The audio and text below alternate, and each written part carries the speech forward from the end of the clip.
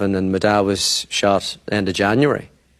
And so you were living in a society and you were part of a community that was telling you that, you boys have to look after your mother, and you are men. What do you do when your father is murdered not because he chose a side, not because he was involved in politics or violence, but because he refused to bow to criminals who ran an entire city like a cartel? Do you retreat into silence? Do you let grief hollow you out? Or do you do the most dangerous thing imaginable and start telling jokes about it in the very place where people are punished for speaking out? Because this story begins in Northern Ireland, a place where politics wasn't debated, but enforced, where neighborhoods were divided like crime families, where owning a business meant paying protection money before you paid rent, and in the middle of that world was a building contractor, an ordinary man who employed both sides, who tried to be fair in a city that punished neutrality, and years later his son would learn a truth so chilling it reframed everything, that his father had secretly agreed to give evidence against the protection racket, that he was prepared to testify, one of the first to ever do so, and that decision was the real reason he was shot. And what makes this even more unsettling is that the trial collapsed, the system failed, and the witnesses were left exposed, one of them still carrying a personal protection weapon decades later, because fear doesn't end when courtrooms close, and instead of responding to that revelation with rage or retreat, this man chose comedy, which sounds almost offensive until you understand, because in Northern Ireland tragedy was so common it didn't feel unique, grief was shared, loss was everywhere,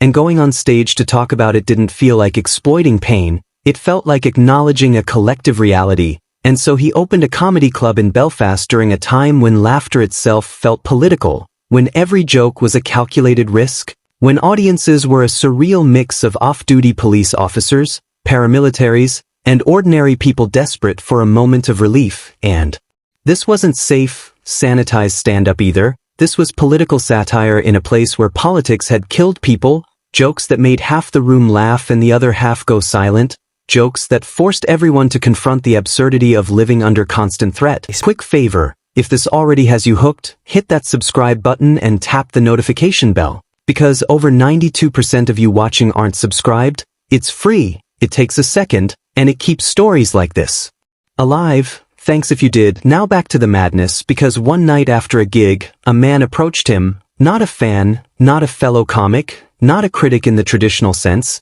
just a messenger with a calm voice and a dangerous undertone, and he said something that still sends a chill down the spine. We like those jokes, but we don't like those jokes. No clarification, no specifics, just an implied boundary drawn by people who didn't need to explain themselves. And when the comedian asked what would happen if he didn't change his material, the answer came without hesitation: plastic kneecaps, not metaphorically, not humorously, but as a real consequence. And here's where grief does something strange to fear, because when your father has already been taken from you by the same forces now trying to silence you, intimidation loses its leverage, and in a moment that was equal parts bravery and recklessness, he responded that if they wanted to turn a comedian into a legend, they should go. Line he would later admit was one of the stupidest things he ever said, but also one of the truest, because it came from a place where survival wasn't about safety anymore, it was about refusing to let violence dictate who you became, and that's what makes this story so unsettling, because comedy here wasn't therapy, it was defiance, it was a refusal to be owned. A declaration that even in a city carved up by fear, there would still be someone willing to stand under a spotlight and say the unsayable, even if it meant risking everything. And this is where the story stops being just about one man, one father, or one comedy club, and starts becoming a mirror for the world we're living in now.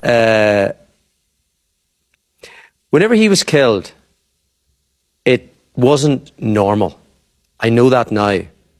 But up there at that time, it wasn't special, Tommy. And so the one thing that I didn't want to do was I didn't want to make a big deal of that. If you're standing on a stage in front of people who potentially have been through a hell of a lot worse than you've been through, and some of the stuff that was going on up there was worse than what I went through. Because the details change, but the pattern doesn't. The weapons might be different, the accent softer, the threats more polite, but the core idea remains the same. control what can be said, decide which jokes are acceptable, label certain truths as dangerous, and punish the people who refuse to comply. And what should make you angry isn't just that a man was killed for trying to do the right thing, it's that entire systems were built to normalize that fear, to make silence feel like common sense, and yet in that environment comedy became something radical, because laughter stripped power from those who relied on intimidation. It exposed how ridiculous absolute control really was, and that's why this story matters so much, because it forces us to confront an uncomfortable truth, that freedom of expression is always conditional. Until someone is willing to test its limits, and the people who do are rarely protected, they're tolerated at best and threatened at worst, and when you hear this story you should feel unsettled, not inspired in a neat, motivational way, but unsettled enough to question how often we accept quiet censorship as normal, how often we tell artists, comedians, writers, and ordinary people to tone it down, to be careful, to read the room, without asking who controls the room in the first place. Because history doesn't repeat itself, it reloads, and the same instincts that silenced voices in Belfast resurface whenever power feels challenged, whether through violence, careers destroyed, reputations smeared, or algorithms quietly burying inconvenient speech. And what this comedian understood, perhaps without fully realizing it at the time, was that humor can be a weapon against fear, not because it makes pain disappear, but because it refuses to let pain have the final word. And when tragedy is everywhere, you either drown in it or you learn to float on laughter. And that doesn't make you heartless. It makes you human, it makes you resilient, it makes you dangerous to those who depend on silence, and that's why this story should stay with you, because it asks a simple but terrifying question: what would you say if you knew there could be consequences, and would you still say it? And if the answer makes you uncomfortable, good, that discomfort is the point. So if this story made you angry, if it made you think about who decides what's allowed to be joked about and what isn't,